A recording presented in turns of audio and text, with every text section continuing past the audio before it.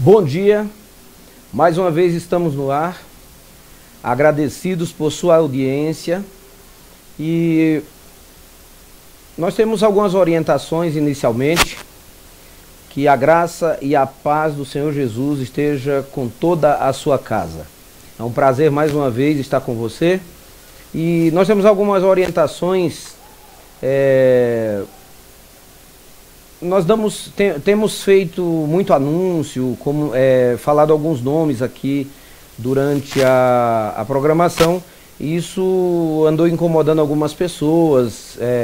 Às vezes a gente demora a entrar no tema. Então eu gostaria que você nos perdoasse, vá deixando o seu nome lá, for entrando, vá se apresentando, dizendo de onde você é, se você tem essa intenção, tá? Não tem nenhum problema. Mas a partir de hoje, nós vamos conversar com você apenas no chat, lá nos comentários mesmo, tá ok?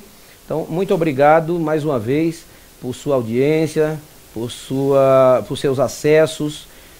Obrigado a todos que assistiram durante a semana passada, durante essa semana, o vídeo da semana passada, que fica online disponível. Que Deus continue abençoando sua casa. Até onde você iria para conseguir uma bênção? Você disputaria com o seu irmão o principado da sua casa, o sacerdócio? Você enfrentaria um membro da sua família? Você enganaria seu próprio irmão?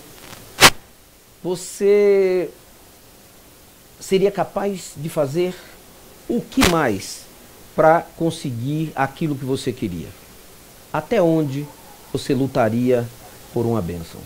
E Deus seria capaz de proteger e abençoar uma mentira, um engano, uma falcatrua? Você está no Palavra do Dia e eu sou o pastor Milton Soares. Estaremos juntos a partir de agora. Vamos à leitura do texto. Gênesis capítulo 32, verso 29.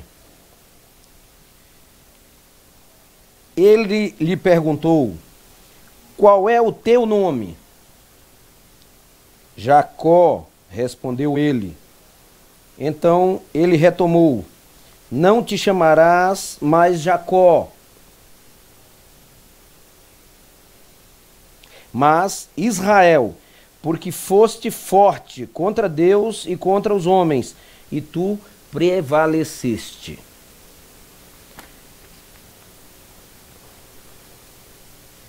Pois bem, meu querido, eu gostaria de comentar com você sobre a vida de Jacó. Você lutaria com Deus? Essa é a nossa pergunta de hoje. Como é que eu posso lutar com Deus? O nome de Jacó, segundo o texto bíblico, aliás, Gênesis, eu falei o verso 29, 28 e 29, Gênesis 32, 28 e 29, diz que, o texto sagrado diz que o nome de Jacó foi mudado. Yaakov teve o seu nome mudado para Israel. Por que essa mudança? Pois bem, vamos fazer uma viagem no tempo. Nós vamos comentar sobre a história de Jacó. Jacó, meus queridos, Yaakov, como é o nome dele em hebraico, teve seu nascimento de um parto de gêmeos. Sua mãe teve gêmeos e ele tinha um irmão mais velho, alguns segundos que ele, chamado Esaú. Esaú virou um caçador e a família de Jacó tinha um problema muito sério. Aliás, um problema em que a psicanálise se meteria com muito bom gosto ali. Um era protegidinho do papai e o outro era protegidinho da mamãe. E você já viu que quando acontece isso numa família, os pais arrumam encrenca. E cada um vai brigar para defender o seu lado. Pois bem, eu quero dizer uma coisa para você. sempre que você tiver um filho, não evite qualquer preferência, porque isso causa traumas, isso causa dissensões, isso causa disputas, isso causa problemas na família. O maior problema de todos é que ali Esaú deveria ser o sacerdote da família, depois de seu pai. Como herança, sendo o primogênito, ele receberia a incumbência de ser o sacerdote da família, de conduzir a família nos propósitos divinos.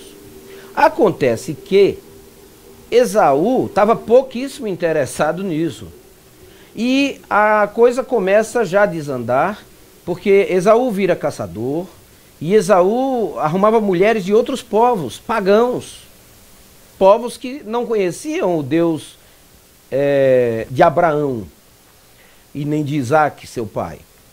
Pois bem, agora Jacó cresce no meio dessa disputa. Sua mãe lhe protegia, enquanto seu pai protegia o seu irmão Esaú. E essa briga não deu muito certo. Um dos dois, em toda briga, um sai vencendo. Acontece que havia já uma profecia, porque os dois lutavam no ventre de sua mãe, diz o texto. Jacó ocupa bastante páginas do texto sagrado, bastante capítulos do texto de Gênesis. E a saga de Jacó começa quando ele já disputava o primeiro lugar com o seu irmão no ventre de sua mãe. Bom, numa profecia, a profecia dizia que haviam duas nações lutando no ventre de Rebeca e que o mais velho serviria ao mais novo. Veja que já havia uma profecia em torno disso. Então, o que acontece? Passa-se o tempo e, como toda boa família, disputa para lá, disputa para cá. Um dia, Esaú sai para caçar e ele encontra um campo muito difícil. As caças pareciam que fugiam dele. Ele volta para casa com fome, cansado, apesar de ser um bom caçador, frustrado. E aí, pasme, quem que ele encontra? Jacó. Bom, eu vou dar um dado extra bíblico aqui. Nossa função aqui é trabalhar a Bíblia. Mas na história do judaísmo, e lembre-se que os judeus são os donos da Bíblia, então eles conhecem bem essas histórias do Primeiro Testamento, que você chama de Velho Testamento. Isso veio da mão deles, eles conhecem bem essas histórias. E em paralelo, eles contam que Jacó estava fazendo um guisado lá, uma lentilha, porque era velório do seu avô Abraão. E nos velórios eles comiam lentilha. Isso é o que diz a lenda. Pois bem, e aquele guisado maravilhoso, guisado não, aquele prato de lentilha, aquele cozido de lentilhas, certamente para quem está com fome é muito suculento, né? Qualquer comida para quem está com fome é deveras suculenta. E Jacó passa meio que provocando, possivelmente, exibindo aquele cheiro de lentilha próximo de Esaú, vendo que ele chegara de mãos vazias. Pois bem, aí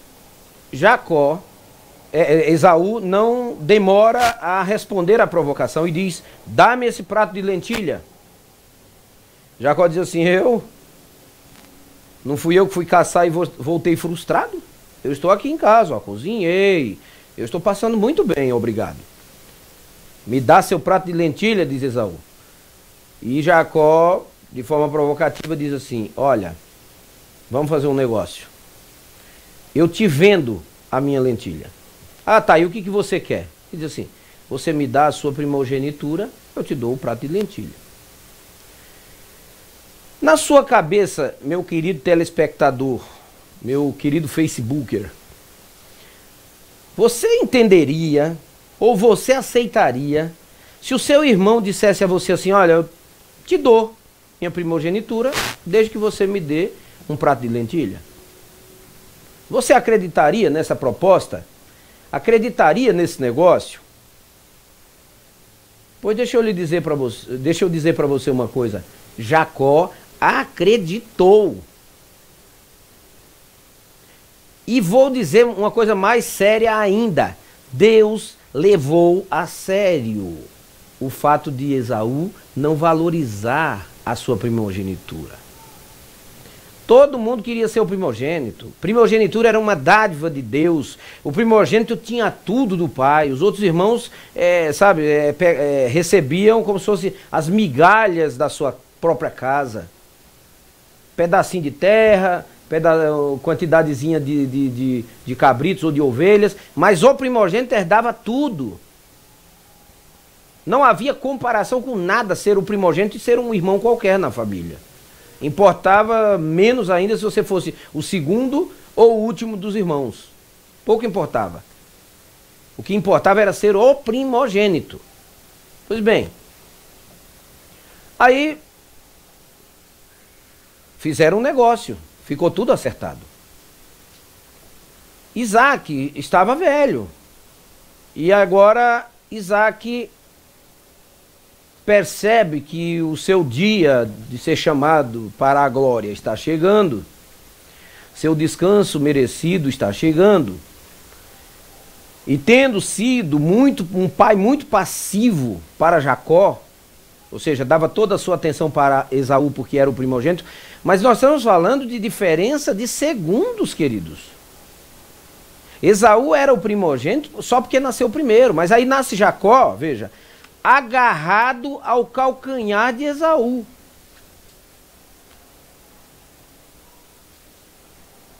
E eu já vou entrar nesse detalhe sobre essa questão do agarrar. Isaac, percebendo que estava velho e que os seus dias estavam se encerrando, manda chamar Esaú e diz: filho, procura aquela caça que o seu pai adora, que o seu pai gosta, né? Que dá água na boca, vá lá, traga aquela caça maravilhosa que eu vou comer e vou lhe abençoar porque eu estou me despedindo deste mundo. Bem, Esaú não pensa duas vezes. Sai em busca da primeira caça que ele encontrar, desesperado porque ele precisa da bênção. A bênção da primogenitura significava a herança geral da família e ser o manda-chuva da família.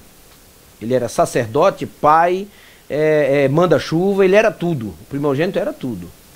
Ele herdava tudo. Acontece que a mãe de Jacó sabia da negociação que eles tinham feito. E sabia que a primogenitura não pertencia mais a Esaú. Pertencia agora a Jacó, Yaakov. E ela, como Jacó era o queridinho, o seu protegidinho, agora vai e diz assim: meu filho, eu escutei uma conversa aí entre seu pai e seu irmão, e ele foi lá buscar uma caça para poder ser abençoado. Mas ele não pode ser abençoado, porque ele vendeu a primogenitura para você. Então, vamos lá que eu vou dar um jeito nesse negócio. E ela vai e prepara toda a situação para que Jacó fosse o herdeiro e recebesse a bênção de Isaac.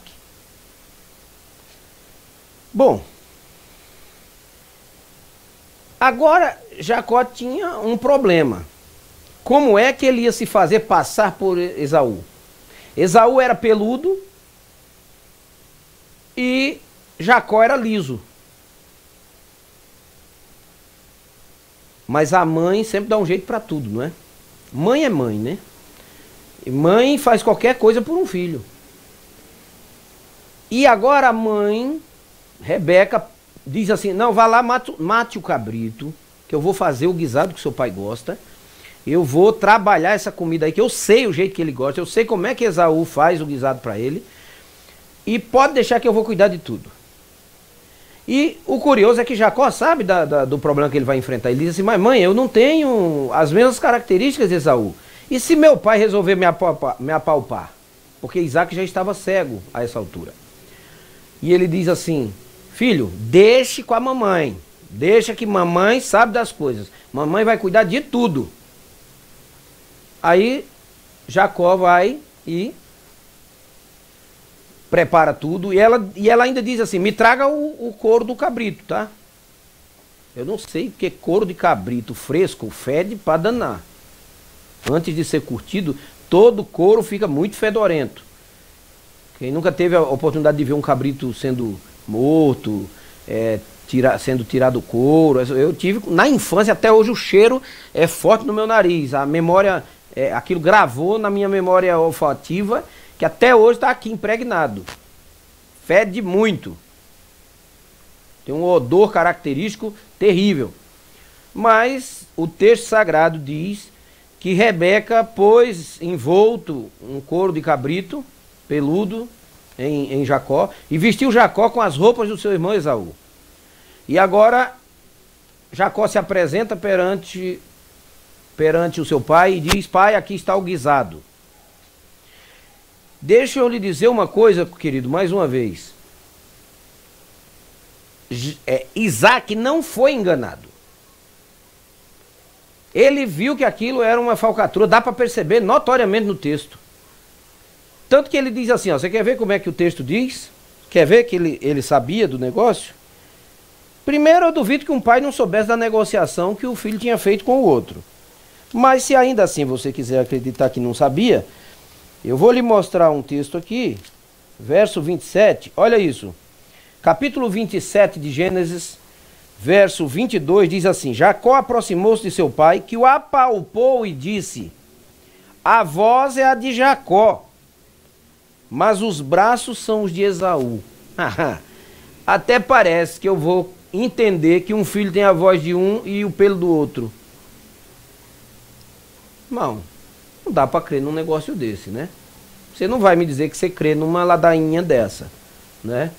Que você vai dormir num barulho desse, como queiram chamar. Ora, a mãe tinha se responsabilizado. E deixa eu lhe mostrar outro texto também.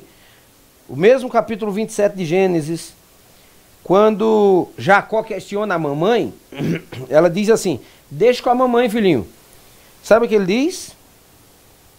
Caia sobre mim a tua maldição, meu filho. Apenas obedeça-me. Vai lá e traze-me os cabritos. E ele foi buscá-los e os trouxe para sua mãe, que preparou um bom prato a gosto do seu pai. Pois bem, por que eu estou lendo esses textos à parte? Porque é comum, e agora eu gostaria de dissertar sobre isso antes de finalizarmos. É muito comum e até irritante para quem conhece a história de Jacó e sabe o significado do seu nome, as pessoas taxando Jacó de enganador. Deixa eu lhe dizer uma coisa mais uma vez. Se tem uma coisa que Jacó não era enganador. Eu vou lhe dizer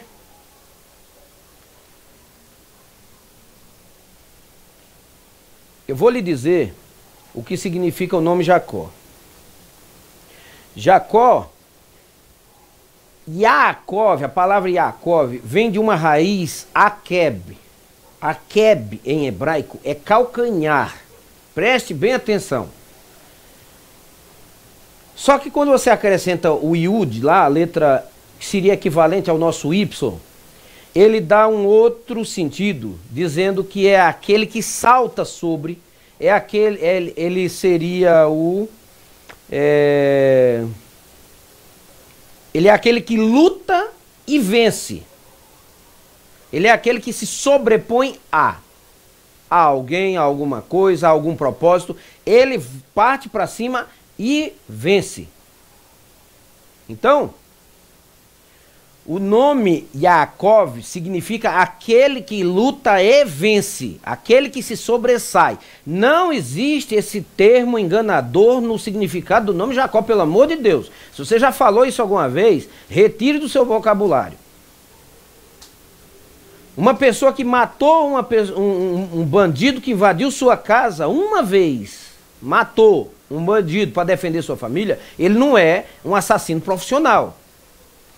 Ele passou por uma situação que o obrigou a fazer aquilo. Jacó, queridos, a mãe viu, ele talvez fosse muito esperto, mas da ideia, da cabeça dele mesmo, não ia sair. Saiu até a ideia da negociação.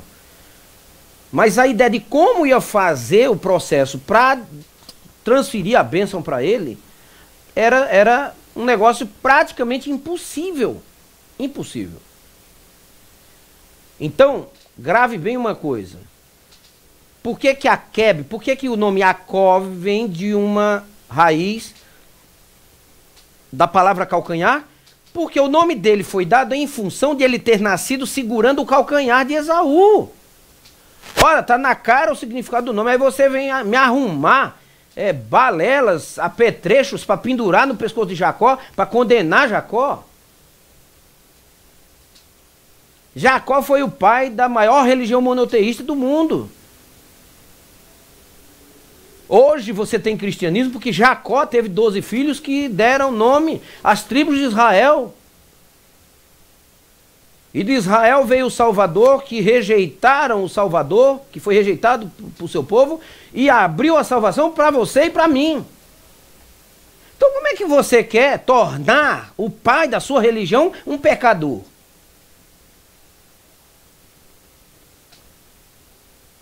Preste bem atenção, meu irmão. Isso é coisa séria. Vocês levantar falso testemunho. Ainda hoje eu assisti.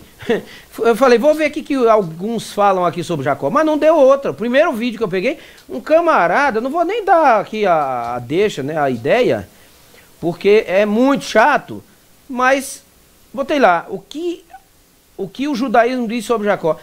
Aparece um grupo aí, cuidado com um monte de grupos que estão surgindo aí, está surgindo montes, de grupos aí se dizendo judeus messiânicos. De judeu não tem nada, mas nem de Bíblia entende. O cara falando descaradamente que Jacó era enganador. Ah, mas Jacó não enganou o irmão. Eu li para você o texto de Rebeca, não li? Filho, deixa comigo, eu vou fazer todo o engano e se der errado que a maldição caia sobre mim. Não caiu sobre ela, né? Lógico. Ela só teve que aturar, a única desgraça da vida dela foi suportar a ausência do filhinho querido, que era exatamente o dodói dela. Não é? Jacó foi criado de maneira errada, Esaú também foi criado de maneira errada. Os dois foram criados de maneira errada. A educação familiar ali ficou a dever. Mas Jacó parte em busca agora de nova terra. Foge daqui porque teu irmão quer te matar. Mas ele foi abençoado, lembra? E aí a bênção sobre o engano? Agora eu volto a lhe perguntar. Vou voltar a lhe perguntar. Existe bênção sobre o engano? Ou Deus tinha levado a sério quando Esaú resolveu vender a primogenitura? Você sabe o que ele pensou, né? Muito simples. Eu estou vendendo aqui da boca para fora. Meu pai morrer, a herança toda é minha. Jacó não pode usufruir de nada. Tem documento? Tem nada. Mas ele esqueceu que tinha um documento, que era um olho que tudo vê, que está lá em cima observando tudo. E Deus agiu em favor de Jacó. Tanto que, você quer ver? Jacó vai até o seu sogro, só que no caminho ele dorme e encosta a cabeça numa pedra para descansar. E o sono o embala. E ele vê aquela escada subindo, e anjos subindo e descendo uma escada que ligava a terra até o céu. Eu não vou entrar no detalhe da escada. Mas ali, quando ele acordou, ele disse assim: na verdade, o Senhor está aqui, e eu não sabia. Aqui é casa de Deus, porta do céu. Chamar-se-á Beit El, em hebraico, que você vê escrito aí Betel, Beit, casa, El, Deus. Aqui será a casa de Deus, porque aqui é o portal do céu. Jacó levava muito a sério sua espiritualidade, querido. Não fosse isso, Deus não teria agido em seu favor. E pagou dura pena. A irmã de Labão fez todo o processo, que era a sua mãe Rebeca, enganou, embora isso tenha sido beneficente, porque ele conseguiu de fato a bênção da primogenitura, mas quando ele chega lá, qual é a primeira coisa que Labão faz? Sem ainda saber de toda a história, primeira coisa que Labão faz é enganá-lo. Acho que a ideia de engano de Rebeca estava no gene da família, né? Ela era irmã, né, de Labão. Pois bem, Jacó agora tem que trabalhar 14 ao invés de 7 anos para conseguir aquilo que ele queria. Agora foi mais difícil, né? Agora ele tinha um propósito, não é? Agora ele tinha um propósito.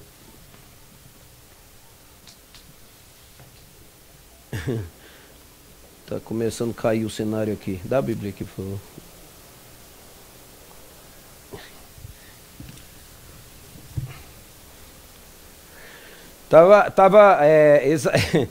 Jacó estava conseguindo o seu propósito a duras custas. Ele se interessou por uma mulher, Labão deu outra. Ele começou a trabalhar e Labão viu que Jacó estava enricando, trabalhando para o seu sogro, com o seu rebanho, estava enricando às suas custas, e resolveu fazer uma negociação. Ó, os malhados são meus, os livros são seus. Aí Deus começou a abençoar Jacó. Mas peraí, Jacó é um enganador, um pecador? Tinha confessado pecado nenhum e Deus estava abençoando? Ô, que história é essa? Agora Deus te abençoa enquanto você está em pecado, é isso? Me esclarece isso aí, você que entende de Bíblia. Eu estou sendo satírico mesmo. Porque, gente, eu nunca vi tanta ignorância. Pô, é muito simples, é só olhar o significado do nome. Quer pendurar um pacote de pecado no pescoço de Jacó. Jacó participou desse episódio de engano da sua mãe e se deu muito mal por causa disso. Ainda pagou por isso lá no conceito lá no reduto do seu sogro. E agora, depois de 14 anos, e em apenas 14 anos, Jacó estava riquíssimo. E ele volta para acertar as contas. E quando ele volta, o que acontece com ele? Alguém vem avisá-lo, seu irmão está vindo aí. E ele está muito brabo, muito nervoso. E Jacó agora, pela primeira vez, toma uma atitude sua. Só que ele tenta agir na carne. Tenta agir com o pensamento próprio. Ele esquece que ele fez uma promessa a Deus, que se Deus permitisse que ele fosse e voltasse, e se Deus o abençoasse, naquela pedra ele fez esse pacto, ele seria servo do Deus Altíssimo. E Deus levou a sério também a promessa de Jacó. Pois bem, Jacó agora se retira, começa a dividir os grupos, mas lhe aparece alguém do nada e põe a mão no seu ombro. E queridos, eu já passei uma situação dessa, de na madrugada alguém tocar no meu ombro, parece que saiu do nada, é uma situação horrível. Você já vira chapuletando, né? Já vira dando no meio dos olhos do sujeito. Não tem alternativa, né? Você, na adrenalina, o medo é tão grande que você vira se defendendo. Jacó não pensou duas vezes, nem perguntou quem era, sentou-lhe a mão. E luta vai, luta vem, e começa a lutar. A Bíblia diz que ele lutou com um homem a madrugada inteira. O termo é esse. Ish, em hebraico, o termo que está lá no texto é Ish. Não é El e nem Malaqui, que é anjo e nem Deus. Lá está dizendo lutou com um homem. Só que para a visão de Jacó ali era um homem. estava transfigurado. Nós sabemos que é Deus, porque depois, no final, qual é a pergunta que Jacó recebeu? Qual foi a pergunta feita a Jacó por seu pai lá no início, quando ele disse: eu sou Esaú, teu filho? E é isso aqui que eu quero deixar com você hoje. Deus está perguntando para você: quem é você? Qual é o seu nome? Sabe o que Deus está dizendo? Confesse quem você é de fato. Confesse o que está no seu coração e eu posso mudar toda a sua vida. Quando Deus faz uma pergunta dessa, exige decisão, mas exige peito para você enfrentar Deus também. Dizer: eu sei o que eu sou, mas eu sei o que eu gostaria de ser. Eu não gosto do pecador que eu sou. Eu gostaria muito de ser um cristão autêntico. Então, se tem alguma coisa que o Senhor pode fazer por mim, é me abençoar, porque eu quero ser um cristão autêntico. Deixa eu dizer uma coisa para você.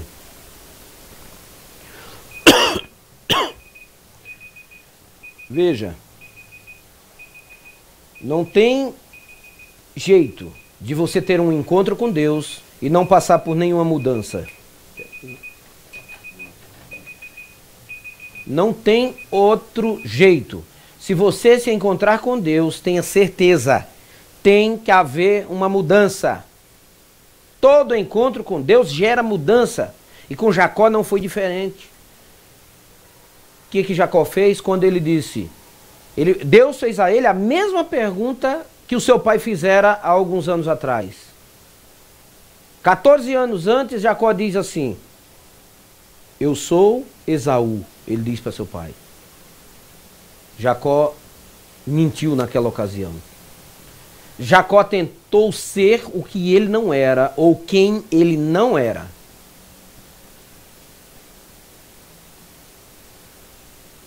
E agora Deus faz a mesma pergunta que Isaac fez. Porque era a pergunta que Jacó não tinha respondido. Quem ele era?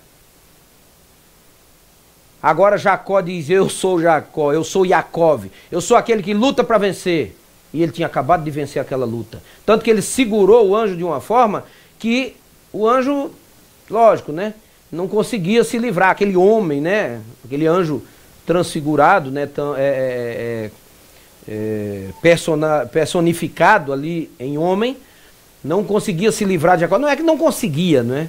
Não queria destruir Jacó, é lógico, né? Lutou com as forças de um homem páreo para Jacó, para que a coisa ficasse em nível de paridade, porque senão você não é páreo para lutar com o anjo, você não é páreo para lutar com Deus, e nem era com o anjo que ele estava lutando, porque o nome de Jacó foi trocado, porque o anjo disse assim: você não lutou, você lutou com homens e com Deus, e venceu. Sabe, queridos, talvez você esteja no meio de uma luta sem ter certeza da vitória. Eu não sei a situação que você está passando aí. Eu não sou nenhum profeta e Deus não me encarregou de ficar aqui chutando o que está acontecendo na sua vida. Não tem essa autorização divina. Mas eu tenho autorização divina para dizer o seguinte: que seja qual for a situação, Deus quer se encontrar com você. Talvez o vale de Jaboque seja hoje para você. Ou seja amanhã, ou seja daqui 2 dias. Mas o fato é que tem que haver um encontro.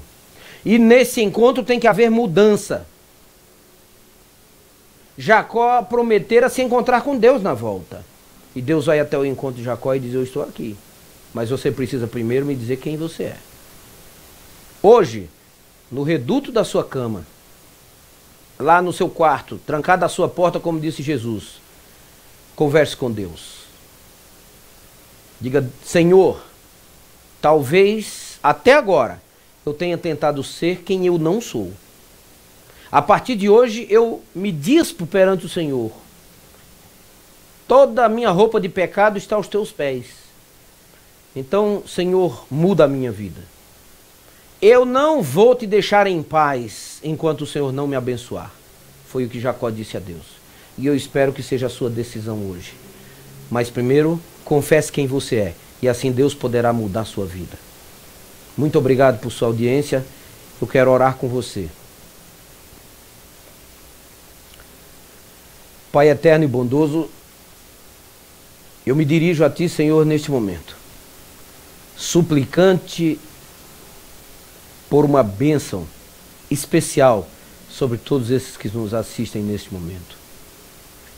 Que o Senhor, bondoso, misericordioso, eterno, perdoador, tenha de fato um encontro, Senhor, com todas estas famílias que se encontram conectadas neste momento.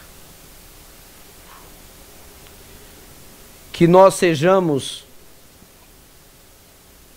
novos Jacóves, novos Jacós,